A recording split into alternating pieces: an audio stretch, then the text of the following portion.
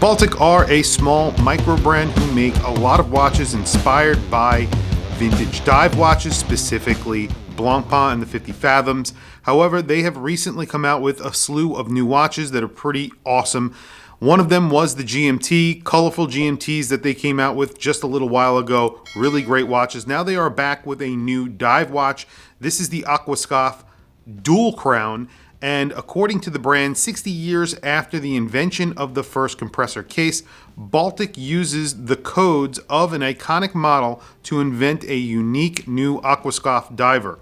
We are glad to open a new chapter in the Aquascaphe range with the introduction of this new model. So they are coming out with basically two colored dials. There's a blue and a black and two different color cases.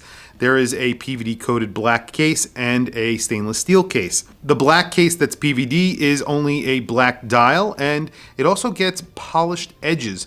And those polished edges are actually exposed, so there is no PVD coating on the polished edges of the case. The stainless steel gets the same treatment. Both of them get sort of a radial pattern on the actual brushing of that bezel. They both get an internal bezel, as most compressor style dive watches get. However, I'm talking about the thin bezel that goes around that.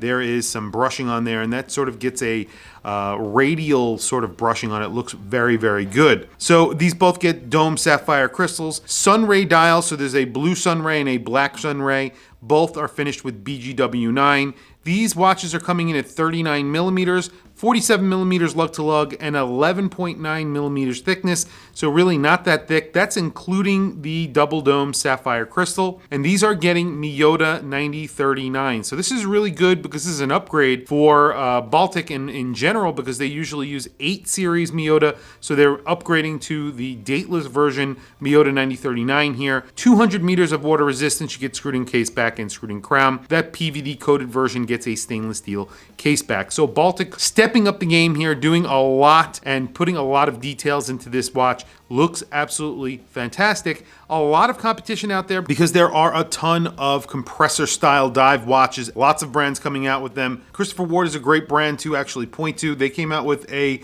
real compressor, so they actually went the extra mile and made a actual compressor case, and that is not priced that much more than this. So the initial price on this will be $658. So if you order during the pre-order period, that will be 300 watches that are going to be numbered. This is not a limited edition. They're just numbering the first 300, and then the price will be going up to around $800 or just under $800. That's on a strap. So this is not a cheap watch by any means, especially considering you're getting a 9039. If you go to the Christopher Ward side of this, if you are getting it on a strap, it is around $900 and something, $1,000. However, you are getting a Swiss-made SW200, Sellita SW200 in there, and it is a Swiss-made watch. And on top of that, it's a true compressor. So they've actually gone back, studied plans, and made an actual true compressor.